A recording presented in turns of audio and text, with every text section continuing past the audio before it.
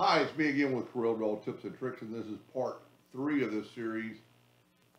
Somebody asked the question, how can you make the star bigger and have the same number of dots and the same size dots?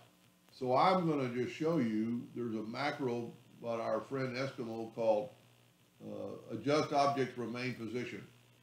So this thing is a 0.415 dot. So if we select it all, and we enlarge it to this size, as in the first video, now the dot is 1.121.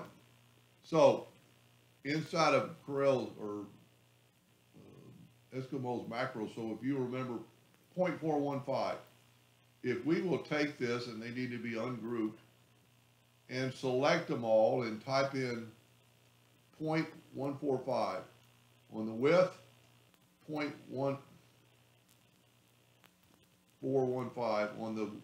on the height.